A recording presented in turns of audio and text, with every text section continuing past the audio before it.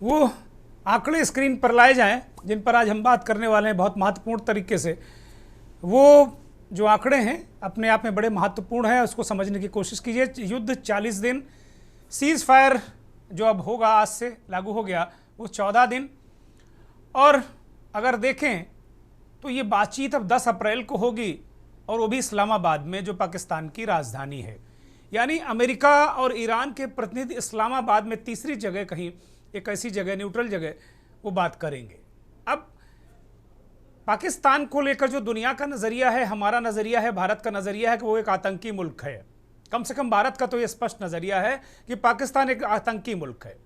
America का नज़रिया ये नहीं अब तक खुलकर सामने आया, बीच बीच में अमेरिका इस तरह की बातें करता रहा है, लेकिन अब तक जब से ट्रंप महोदय सत्ता में हैं तो जनरल मुनीर को लंच पर बुलाना, लगातार वहाँ के प्रधानमंत्री की बजाय जनरल मुनीर से तमाम रणनीतिक मामलों में बात करना, अमेरिका की नज़र में अमेरिका ने तो बहुत सारे वो जो सैंक्शंस थे, जो प्रतिबंध थे पाकिस्तान पर आतंकी होने के नाते उस पर लगे थे, वो भी खत्म कर दिए।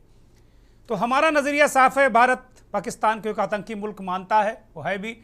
लेकिन ये कैसे संभव होगा कि ईरान, जिसकी पाकिस्तान से बहुत अच्छी नहीं बनती रही है पहले कभी भी, और इराक और मिडिल ईस्ट के जो अन्य देश हैं वहाँ की जो अगर स्थिति देखें तो हम एक अलग तरीके का दृष्टिकोण रख सकते हैं।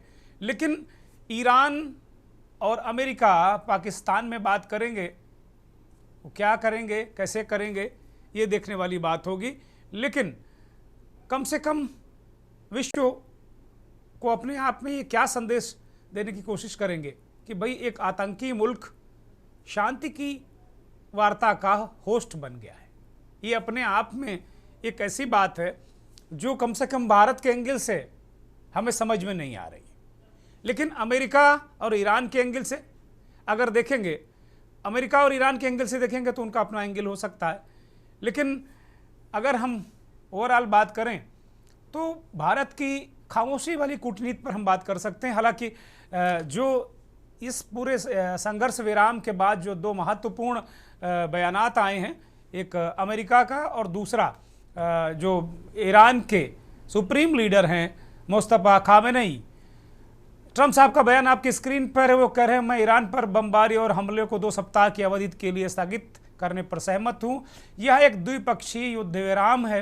पाकिस्तान के प्रधानमंत्री शहबाज शरीफ और फील्ड मार्शल आसिम मुनीर के साथ हुई बातचीत और उनके अनुरोध पर आज रात ईरान की ओर से भेजी जा रही विनाशकारी सैन्य शक्ति को रोकने और इस शर्त पर कि ईरान स्ट्रेट ऑफ हार्मूज को पूरी तरह तुरंत खोलेगा और सुरक्षित रूप से लोगों को निकलने देगा। हम पहले ही सैन्य मकसदों को ईरान में पूरा कर चुके हैं और उनसे आगे बढ़ चुके हैं।